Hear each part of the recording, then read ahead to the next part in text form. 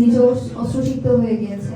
এবং আমার আমার যেটুকু মনে পড়ে, একদম প্রথম যখন আমরা ফাহাদ ভাইয়ের মৃত্যুর খবরটা শুনি, সে প্রথম আসলে নিজের মধ্যে রাজনৈতিক যে কি বলে এক ধরনের প্রতিহিংসা যে রাজনীতি, সেটার ভয়াবহতা কি হতে পারে সেটা থেকে নিজের মধ্যে এক ধরনের ক্রোধ অনুভব করেছিলাম যে কিভাবে বাংলাদেশটাকে সুযোগ খাচ্ছে।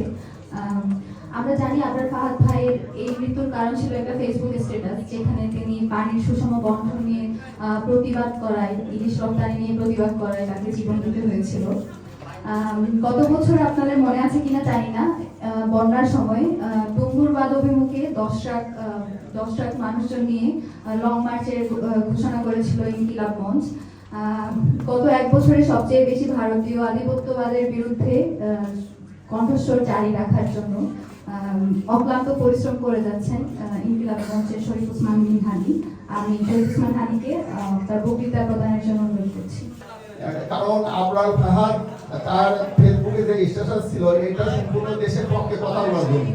এখানে ভারত আমাদের কিভাবে ক্ষতিগ্রস্ত করছে, কিভাবে ভারত আমাদের অধিপত্য গ্রাস করছে, সেই উপরে আবরার ফাহাদ তার ফেসবুক স্ট্যাটাস ছিল যাতে দেশের মানুষ এই সম্বন্ধে সচেতন হয়ে যেতে পারে। কিন্তু এইটা একটা তৎকালীন সরকারের ফ্যাসিবাদী ছাত্র সংগঠন যে ছিল তাদের সহ্য না হওয়ার কারণে আবরার ফাহাদকে তাকে সেই 6 অক্টোবর দিবাগত রাতে তাকে পিটিয়ে হত্যা করা হয়।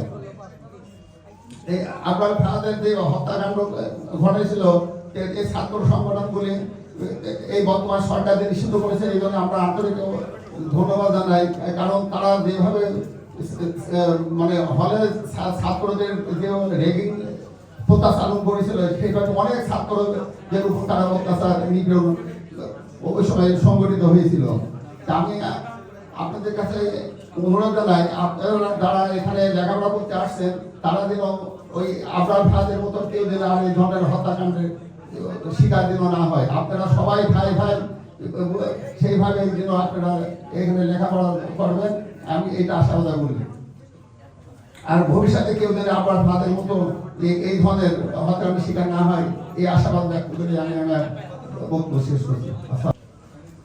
আজকে আবরার ফাহাদের 6ষ্ঠ শাহাদাত বার্ষিকীতে ডাকসু কর্তৃক আয়োজিত এই সেমিনারে উপস্থিত সকলকে স্বাগতম এবং যারা এই আয়োজনের সাথে যুক্ত আছেন তাদের সকলকে ধন্যবাদ।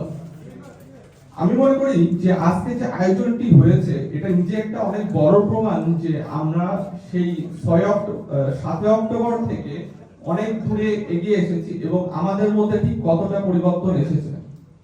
কিন্তু এই ক্ষেত্রে এখনো কিছু কথা আসলে আমাদের ক্ষেত্রে সত্য যে সব থেকে কষ্টের ব্যাপারটা হচ্ছে প্রায় 6 বছর হয়ে গেছে কিন্তু আমাদের বিচারটা এখনো সম্পন্ন হয় নাই।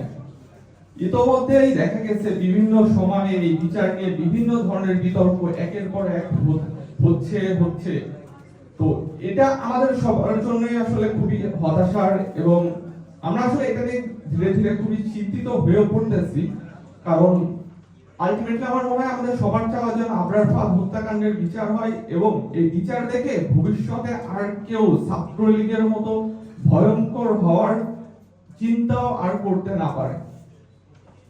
তো আর আমাদের আসলে সবার আসলে আরেকটা ব্যাপার আসলে মনে রাখা প্রয়োজন যে আবরার ফাহাদ আসলে কোনো দলের না, কোনো মতের না, কোনো একটা সিঙ্গুলার কোনো একটা পার্টিকে রিপ্রেজেন্ট করে না। আবরার ফাহাদ আমাদের সার্বভৌমত্বের প্রতীক।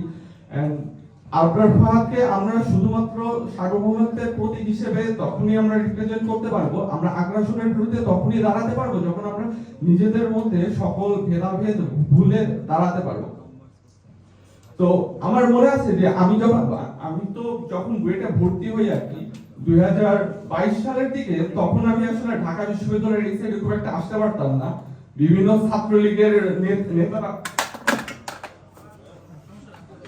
ছাত্রলীগের নেতারা একটা কথা সবসময় বলতো, বিশেষ করে ঢাকা বিশ্ববিদ্যালয়ের ইডেনের ছাত্রলীগের নেতা নেত্রীরা একটা কথা বলতো যে তোরা এদিকে আসিস, তোর পরিণতি তোর ভাইয়ের মতো হবে।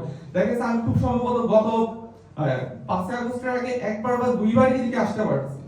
তো পুরো ব্যাপারটা ছিল যে আমার শুধু যে আসলে আজকের যে আয়োজনটা এটা নিজের একটা প্রমাণ যে আমরা ঠিক কোন পরিস্থিতি থেকে আজকে কোন পরিস্থিতিতে আসতে পেরেছি। তো এই জন্য আসলে আমাদের যে আজকের যে একটা মুক্তি, এই জন্য যাদের কাছে আমরা অবশ্যই কৃতজ্ঞ সেই জুলাই অভ্যুত্থানের সকল শহীদদের এবং আপনার